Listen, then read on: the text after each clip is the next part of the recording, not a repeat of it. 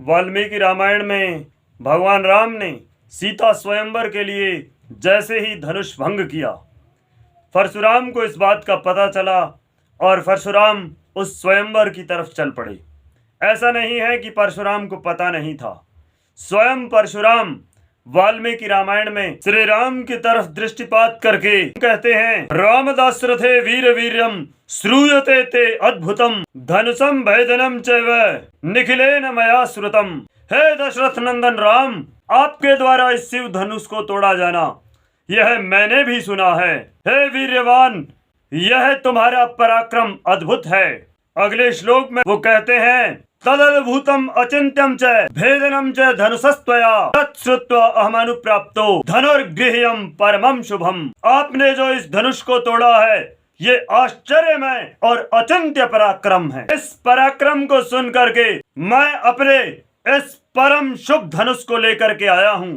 हे दशरथ नंदन राम, सुनो, तुमने अपने पराक्रम से ही इस धनुष को तोड़ा है, इसलिए हे वीर, हमने तुमसे वैर का नाता जोड़ा है। और इस प्रकार के पराक्रम को सुनकर मैं अपने पिता श्री महर्षि जमदग्नि का दूसरा यह धनुष लेकर के आया हूँ। पूर्यस्व शरणेव कहते हैं कि आप इसके ऊपर वाण का संधान करो, और यदि आपने इसके ऊपर वाण का संधान किया तो मैं आपसे द्वंद्व युद्ध करूंगा।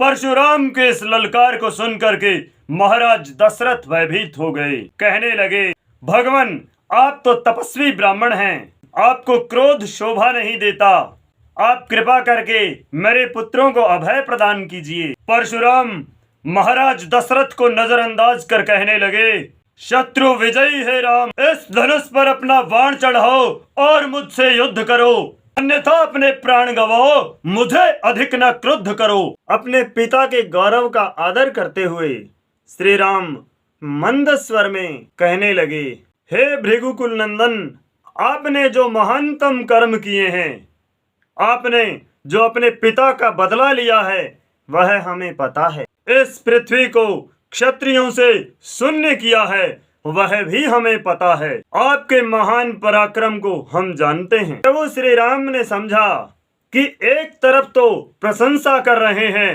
और एक तरफ युद्ध की चुनौती दे रहे हैं। इसका अर्थ क्या है कि वो हमारा मजाक उड़ा रहे हैं। इसलिए क्रुद्ध होकर के कहने लगे, हे परशुराम, क्या आप हमें वीर्यहीनों की तरह अशक्त समझते हो?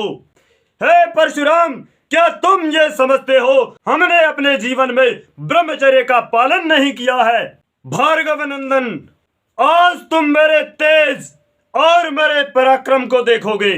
प्रमाण है वाल्मीकि रामायण बालकांड श्लोक नंबर 3, वीर्यहीनमेवा शक्तम क्षत्र धर्मेण भार्गवा अवजानासि मे तेजः पश्य मे अद्य पराक्रमम।